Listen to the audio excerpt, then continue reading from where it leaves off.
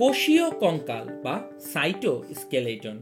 Cyto কথাটার মানে হচ্ছে কোষ এবং স্কেলেটন কথার মানে হচ্ছে কঙ্কাল। তাই কোষের ভেতরে যে কঙ্কাল থাকে সেটাকে বলে কোষীয় কঙ্কাল।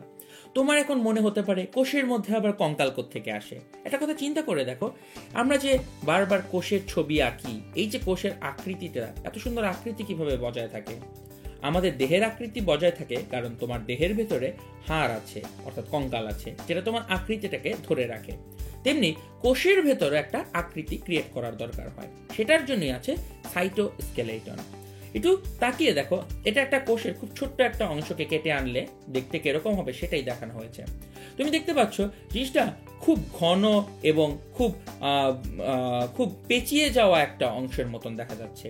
তোমরা এই স্ট্রাকচারটাকে দেখে বুঝতে পারছো এটা হচ্ছে সেই অতি পরিচিত মাইটোকন্ড্রিয়া, এবং অন্যান্য যেমন এই অংশটুকু হচ্ছে এন্ডোপ্লাজমিক রেটিকুলাম, অর্থাৎ কোষের বিভিন্ন অঙ্গগুলোকে দেখানো যাচ্ছে।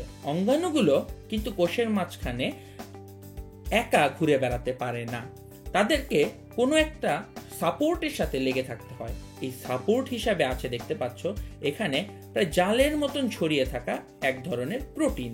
এই প্রোটিনগুলো কোষের সমগ্র স্ট্রাকচারটাকে ধরে রাখে। এই প্রোটিনগুলোই হচ্ছে কোষের কঙ্কাল বা সাইটোস্কেলেটন। এই প্রোটিনের জায়গায় কাজ করে তিন ধরনের প্রোটিন। এর মধ্যে খুব ফেমাস হচ্ছে অ্যাক্টিন। অ্যাক্টিন এক ধরনের প্রোটিন। আরেকটার নাম হচ্ছে মাইক্রোটিউবিয়াল এবং আরেকটা প্রোটিনের নাম হচ্ছে ইন্টারমিডিয়েট ফিলামেন্ট। এই তিন ধরনের প্রোটিন সাইটোস্কেলেটনের অবিচ্ছেদ্য অংশ। ইন্টারমিডিয়েট ফিলামেন্ট, মাইক্রোটিউবিয়াল এবং অ্যাক্টিন, এরা তিনজন মিলে এই পুরো কোষের কাঠামোটা তৈরি করে, যার গায়ে গায়ে আমাদের সাইটোপ্লাজমীয় অঙ্গাণুগুলো লেগে থাকে। একটা ঘটনা চিন্তা করে দেখো, ধরো অনেক বড় একটা কোষ আছে। এখন কোষের ঠিক এই প্রান্তে একটা মাইটোকন্ড্রিয়া আছে। এখন ধরো কোনো একটা কারণে শক্তি উৎপাদনের জন্য এই মাইটোকন্ড্রিয়াটাকে এই প্রান্তে যেতে হবে। মাইটোকন্ড্রিয়াটা কিভাবে কোষের মধ্যে পথ চিনে চিনে যাবে, তার তো রাস্তা দরকার। এই রাস্তাটা তৈরি করে দিয়েছে কোষীয় কঙ্কাল বা সাইটোস্কেলেটন। সাইটোস্কেলেটনের একটা জালের মতন নেটওয়ার্ক এখানে আছে।